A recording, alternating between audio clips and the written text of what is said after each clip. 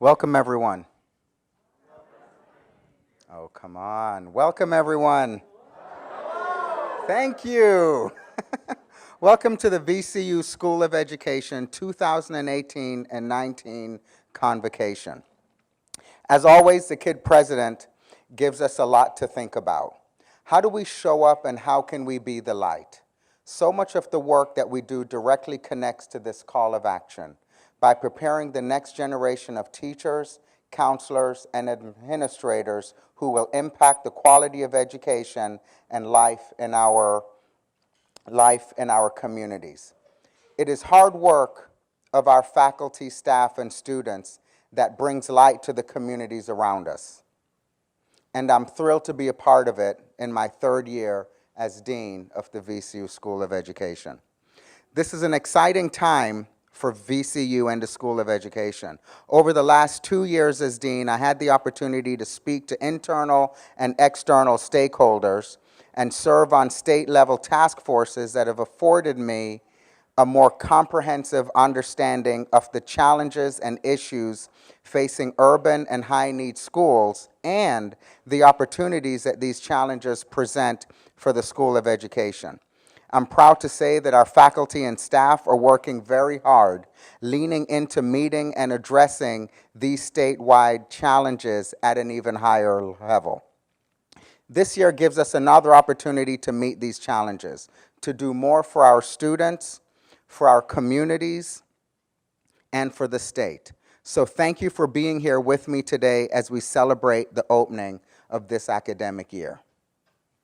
This academic year, we welcome the following faculty and staff members to our ranks. Those in attendance today, please stand so we can acknowledge you, and if we can all hold our applause until the end of this list. Dr. Jamie Arkin in Educational Leadership. Dr. Risha Berry, also in Educational Leadership. Dr. Al Byers, Visiting Scholar, STEM Education. Sean Carlin, Office of Research and Faculty Development. Dr. Capriya Johnson, Counselor Education. Dr. Allison King, Special Education.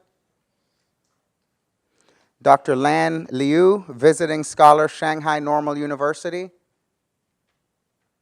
Dr. Kathy Rudasil, Office of Research and Faculty Development. And Nicholas Shipman from Educational Leadership.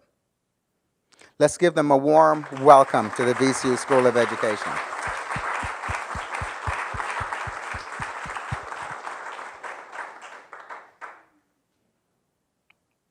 We're also celebrating several tenure and promotions.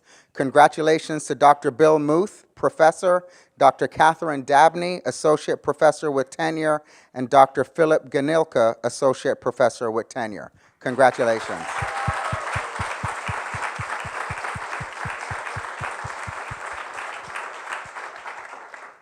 Over the last year, we've taken student engagement to a new level.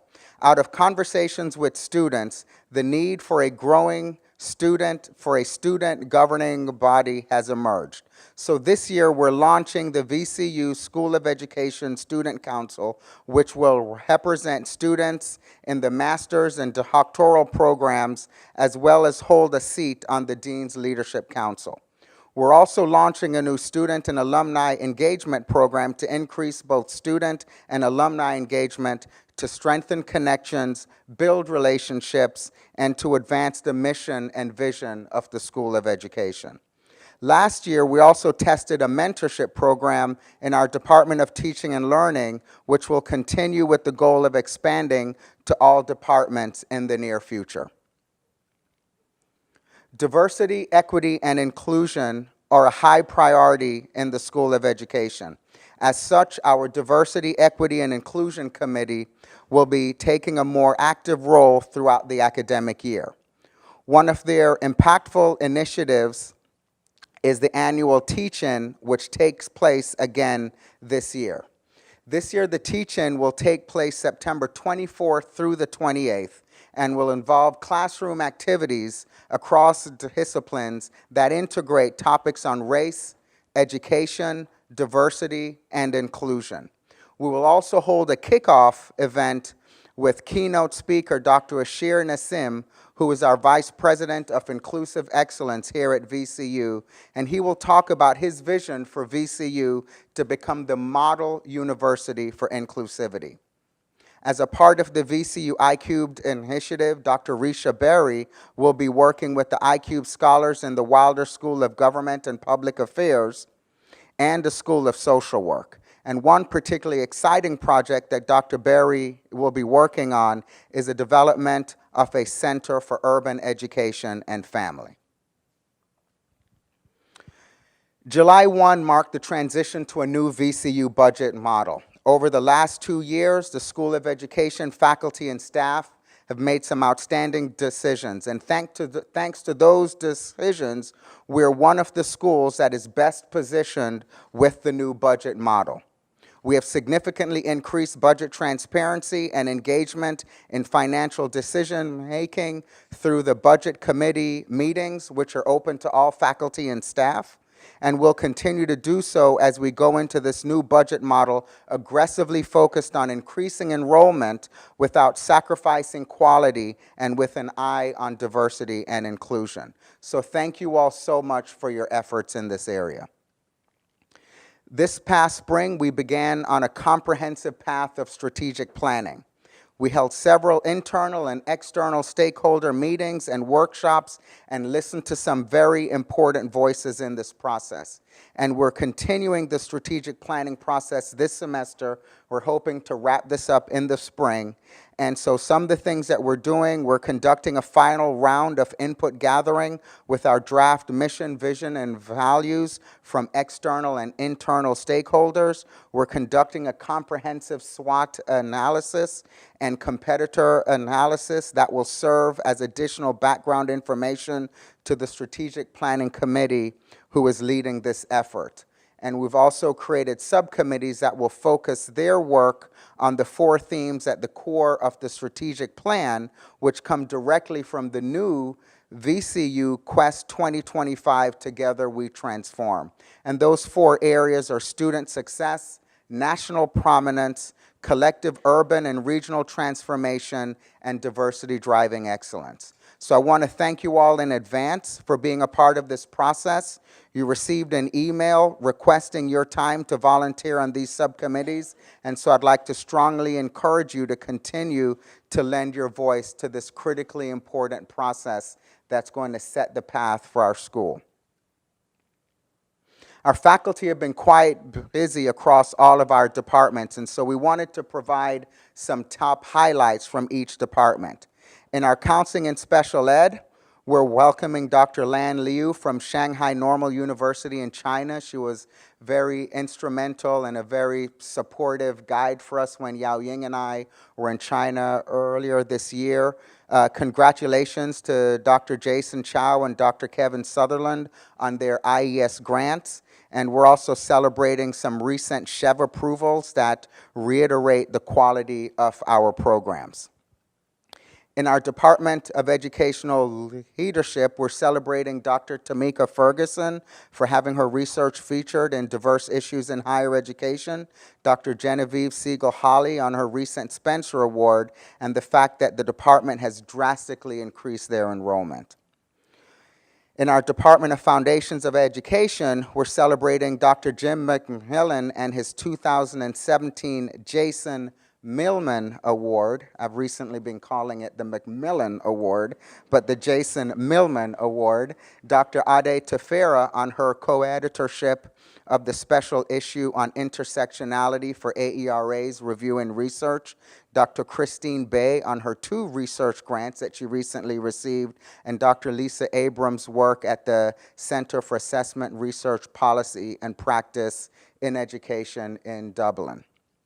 I'm not sure how the beer here is going to compare to the beer in Dublin, but we'll have to get with Lisa on that. In our Department in Teaching and Learning, we're celebrating Dr. Catherine Dabney and Dr. Elizabeth Edmondson on their important external funding work that's advancing STEM initiatives, and also the expansion of the Richmond Teacher Residency Program into Petersburg and Chesterfield, along with continued expansion in Richmond. And Dr. Joan Rhodes's recent award from the International Literacy Association. We've made some great strides from a development perspective thanks to Ed Cardos and his team. Philanthropic giving has set an historic all-time high, reaching nearly $2.7 million last year, and we have achieved and surpassed our VCU capital campaign goal of $7.5 million, and we have exceeded that, reaching $7.9 million 2.5 years early. And so there's only one other school in VCU that has surpassed their capital campaign goal. So good job to Ed and your team. We've also received a $1.2 million gift, which will be used to create the Anna Lou Shaberg Professor of Practice in Education, and this gift is the largest gift in the school's history. Recruitment has been a top priority for us in the School of Education. I want to take a moment to thank all of you for your continued focus in this area.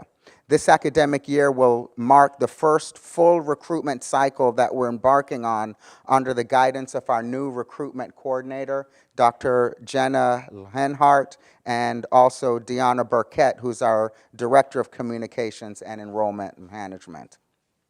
And they've been working closely with department chairs and faculty coordinators to develop centralized comprehensive plans that will guide our efforts. We have a communications plan that has been restructured to focus on prospective students. Our School of Education website is currently being redesigned with an eye on recruitment and our recruitment goals, and it will launch in early September. And we're also launching several online outreach campaigns for targeted programs and building partnerships to develop student pipelines. And our efforts are paying off as we're already seeing an increase in summer EDD enrollment, as well as an increase in applications for the Ed Leadership Postmaster's online certificate. And we expect by the end of the recruitment cycle, we're going to see increases for many of the other programs as our recruitment team is working closely with all of our departments and their respective faculty coordinators. Another area of potential growth comes from Asia and our partnerships that we're building with over 6 universities in China, Vietnam, and Taiwan. We're engaging these schools with the hope of developing MOUs that will focus on student pipelines as well as student and faculty exchanges. We expect, and I would also like to thank Dr. Yao Ying Xu. I don't know if Yao Ying is here, but her efforts have really been instrumental in the progress and the fast progress that we've made with these collaborative partnerships. And we've got another visit scheduled in October, and we hope to execute some more MOUs then. Our faculty teams have been working this summer to propose an undergraduate education program in a number of different licensure areas: early childhood, in elementary and secondary education, and health and physical education. And there are other undergraduate program initiatives being considered and or being developed. We're looking at an engineering licensure program, a human services degree, and disability studies certificate program. So we're really excited about all of these initiatives, and I just want to underscore and also appreciate the efforts that all of you all are making as we're really continuing to move the School of Education to the next level of excellence, the next level of innovation, and the next level of impact. It is now my pleasure to introduce Richmond Public Schools Superintendent Dr. Jason Kamras. Mr. Kamras views public education as a means of promoting equity and justice for all children in the United States. In his various roles, he has advocated for policies to eliminate the opportunity gap that disadvantages children from socioeconomic backgrounds and children of color. And he has led efforts to dismantle institutionalized racism in public schools. Before coming to RPS, Mr. Kamras served in numerous senior leadership roles at the District of Columbia Public Schools. In these roles, he led the design and implementation of a number of key initiatives focused on ensuring excellent instruction in every classroom across the district. Mr. Cameron began his career in education in 1996 as a math teacher at John Phillips Sousa Middle School in Washington, D.C., and in 2005, he was named the United States National Teacher of the Year. As we continue our work towards serving surrounding communities, RPS is a critical partner, and I look forward to Jason's remarks. Welcome to the School of Education.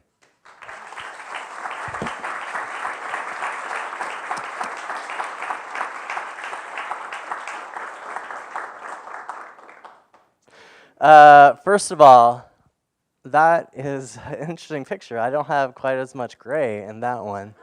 That was before I got here. I just want to say a personal thank you to Dean Dare, who was one of the very first people who welcomed me to Richmond when I came in February. We had an opportunity to sit down and get lunch, and he has been a great friend and a great partner in the work that we do here in Richmond. And so if you would just join me in showing our appreciation to him, I would appreciate that. I'll also just recognize Terry Dozier for all the work that she does. And I know there are many, many folks in the room who do so much great work with, I think I inadvertently touched that. All right, sorry.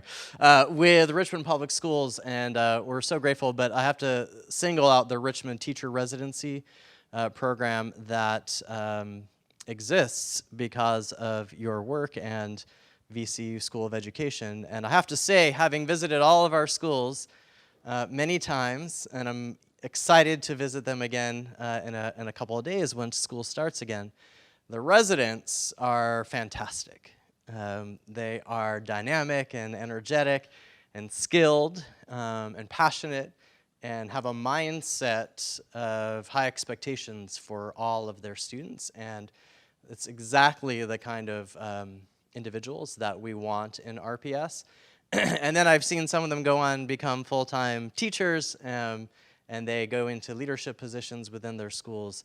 So again, I just want to say thank you. We really are deeply appreciative for the partnership and look forward to it over many, many more years. So thank you.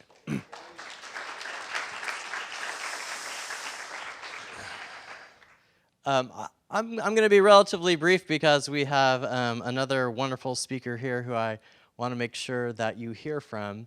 And I wanted to just briefly reflect on my first few months here in Richmond. It's been about 7 months.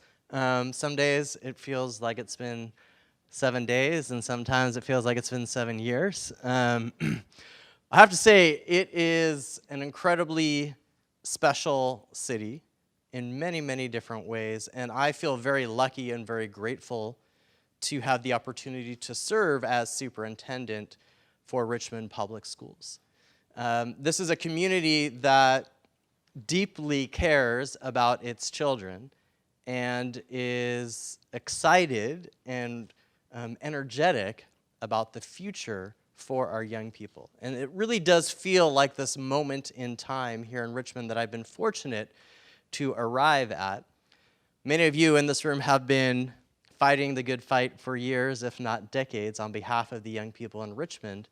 But I feel as if the community is really coming together to chart a better future for our young people. I was just this morning at an announcement for new after-school activities for our young people, an expansion of that work with a great deal of investment from funders across the community and lots of nonprofit partners coming together to all help ensure that our young people have rich, exciting, rigorous experiences after school and before school, which is going to make our job at RPS a little bit easier and a little bit more successful. So we're so grateful for that.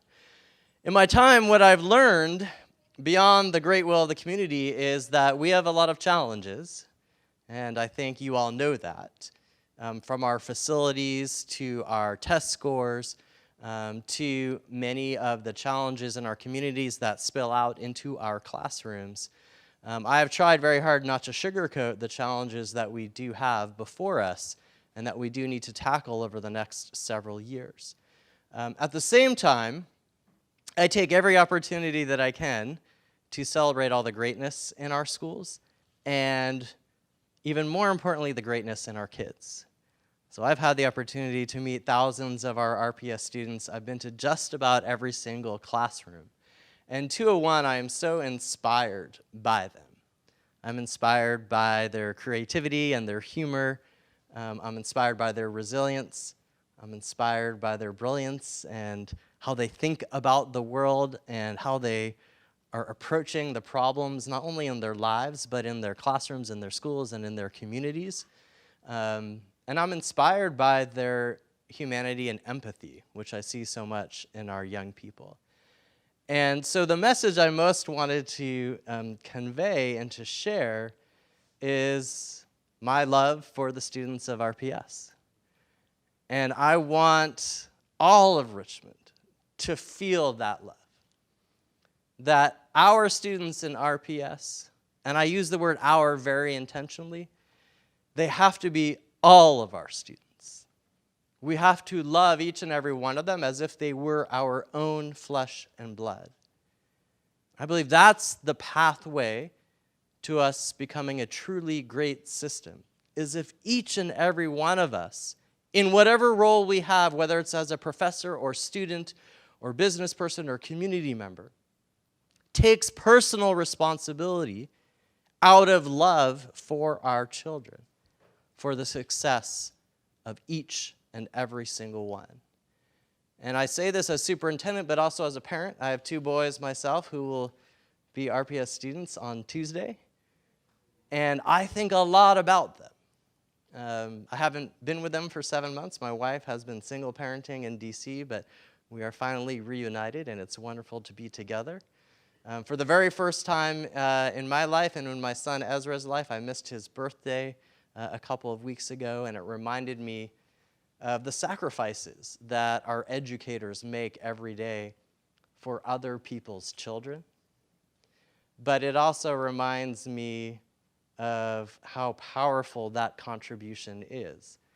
And when you view other people's children as if they were your own, again, I think that is the path to true greatness for us as a school system and for our children.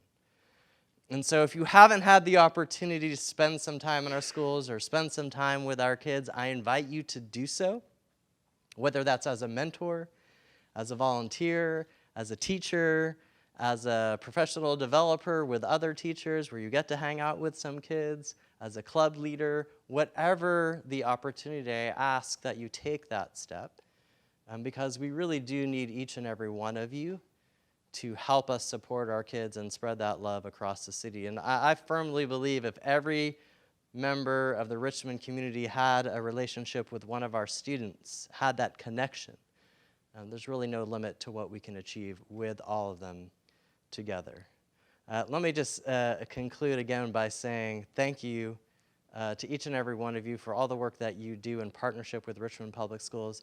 I'll also say we're hiring still, so, you know, I love you, Andrew, but if anybody is looking for the next opportunity, I got challenges galore to be tackled, so come on down. In all seriousness, I feel very blessed to have the VCU School of Education right here in the middle of the city. What a great and valuable partner, and I hope when we look back in 5 years' time, we'll be celebrating all the ways we have enhanced and grown this partnership over the years. So again, on behalf of a grateful district and on behalf of our 24,000 kids and families, let me just say thank you to all of you and to the VCU School of Education. Thank you, Dean Derry.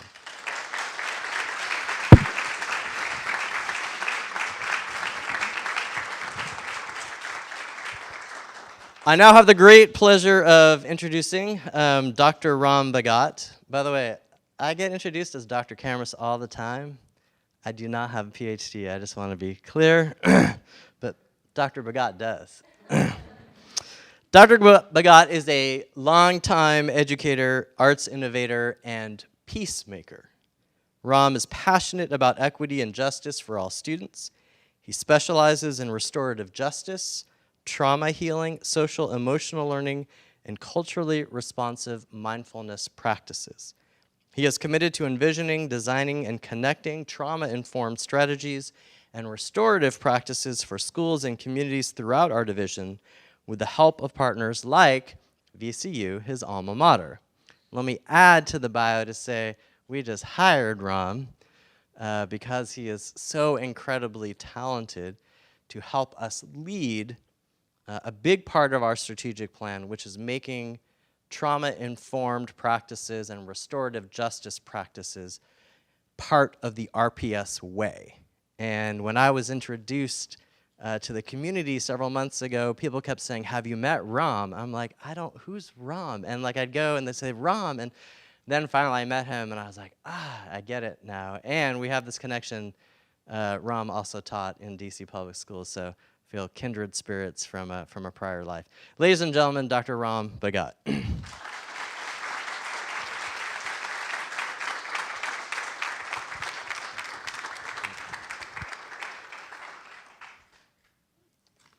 So I need to stick to a script because I have a tendency to embellish.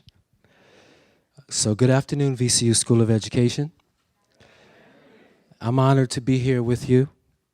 I acknowledge Dean Dare and Superintendent Camrus for their important roles in the great work. I acknowledge everyone in the room today and all the educators who have committed their careers and lives to freedom and justice for all children. Each one of us has a distinct rhythm. When we synchronize them, our collaborative effort creates a positive force, a polyrhythmic connection. Let's do a demonstration. So I want this group over here to go.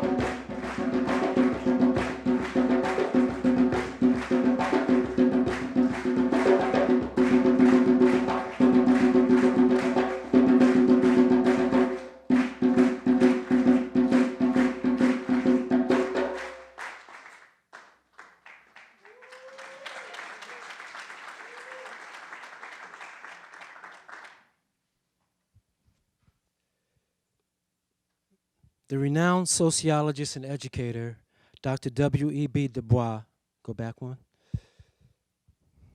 Thank you. Said the problem of the 20th century is the problem of the color line. This hierarchy of human value based on skin color continues to adversely affect schools in our community. What is our responsibility and responsibility? What is our responsibility? What is our responsibility as educators? It requires a massive effort to counteract the impact of centuries of cultural domination, decades of disproportional discipline, special education, and the school-to-prison pipeline.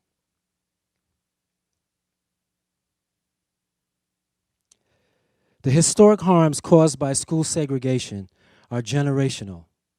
They adversely impact our collective consciousness and produce a false narrative of human achievement. The etiology of trauma in racially and economically segregated schools is directly related to the racial hegemony embedded within American educational praxis.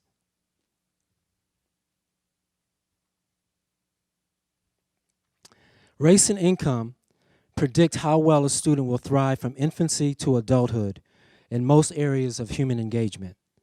When schools are intensely segregated, with less than a 10% non-minority student body and more than 50% of the students from high poverty neighborhoods, the incidence of toxic stress, racial trauma, and violence increases.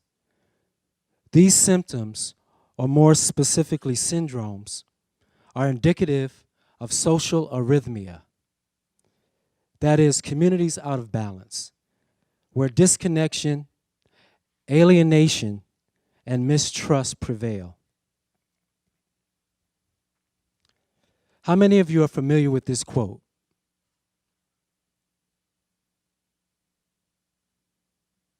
Can you read it? Is it clear? Okay. Have you heard it before? No? Let's read it aloud. If you have come to help me, you are wasting your time. But if you have come because your liberation is bound up with mine, then let us work together. Our collective unhealed history in Richmond is deeply rooted in the historical trauma caused by the lie of black inferiority. Understanding historical trauma is essential for healing unresolved historical grief, ongoing oppression, and racial stress. The trauma caused by the peculiar color line described by Dr. WB Dubois in 1919 will persist until a massive effort is generated to address the historical harms caused by 400 years of physical, mental, emotional, and spiritual enslavement. Schools are organs of the societal body, and classrooms are the cells. They represent a microcosm of what is happening in the community as a whole. If we are going to transform the adverse effects of this hierarchy of human value based on skin color, informed by trauma and resilience theory, then we need to look at cultural relevancy within the context of intra and interracial relationships. Trauma emerges from past harms, so our work towards building resilience, promoting healing, and transformation must address past harms. How does a trauma-sensitive approach to education impact our society, schools, communities, and families? Paulo Freire, renowned educator from Brazil, contends it is the oppressed who must not become perpetrators, but who through a process of self-healing uplift the community. Perhaps it is our collective responsibility, ujima, to challenge systemic racism by empowering our students to engage in self-healing and self-liberation. Is this our role as educators? Dr. King proclaimed the function of education is to teach one to think intensively and to think critically, which aligns with the conceptual framework for the School of Education. VCU graduates evolve and emerge from SOE as critically reflective practitioners. However, I believe we must think intensively about our commitment to diversity. We need to ask ourselves some difficult questions. What is equity? What is justice? What are we willing to give up to ensure the dignity of all students? Can we actually restore justice in a society where we never had justice in the first place? This kind of courageous introspection taps into our resiliency, our healthy power amidst vulnerability and uncertainty.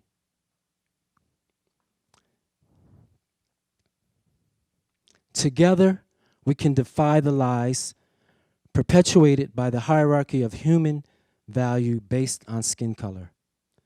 We can ensure that every student has access to equitable, just, and culturally responsive classrooms and learning environments.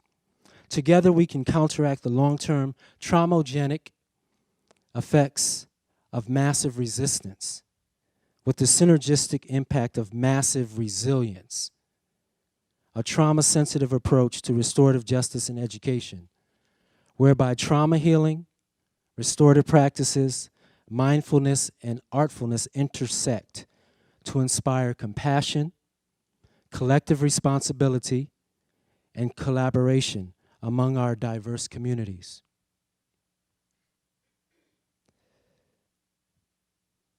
I am hopeful about the collaboration between VCU and RPS. I am grateful to be working with Superintendent Cameron on his initiative to implement trauma-informed practices and restorative practices throughout the division. I had the opportunity to hear Jason speak years ago at a ceremony for schools receiving the prestigious Blue Ribbon Award when he was on tour as a National Teacher of the Year. I was invited to represent Open High School in honor of the late great principal Priscilla Green, who passed away a few months before the event. She was a dreamer. I encourage all of you to join Superintendent Cameron and a host of other organizations like the Trauma Informed Schools Committee to dream big for RPS students and all students. That's probably my phone. Thank you very much.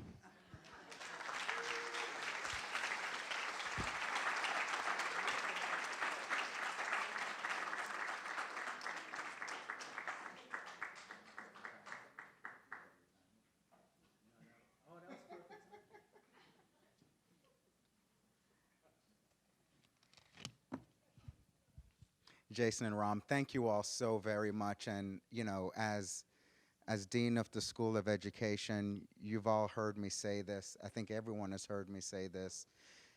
You know, we're proud and excited, right? This year we're ranked number 16th as a public graduate school of education. I think 26 overall. That's great. Deanna, our communications director, is going to have that plastered everywhere, right? Proud, excited. But for me as dean, when we can walk to a struggling school, then we have to stop and reflect. We can be excited, right? We can be excited about our U.S. News ranking, but from my perspective, you know, when you succeed, we succeed. And so please know that we're all here committed for RPS. We're committed to the high needs, the urban schools in our school divisions, and that we're working hard to really make that right, not just a dream, but that right that all children deserve a high quality education. So please know that that's a priority for the faculty, the staff, and the students that are behind you both. Thank you all so much. This has been such an inspiring way for us to begin our 2018-19 academic year, and we invite you all to join us for pizza. King of Pops is here. That may be the only folks that can trump you two as King of Pops. And lawn games, and so that's going to be in the Oliver Hall Tranny Courtyard. So looking forward to seeing you all there, but most importantly, looking forward to seeing you all in our year ahead. So thank you all so very much. I appreciate each and every one of you all. Thank you.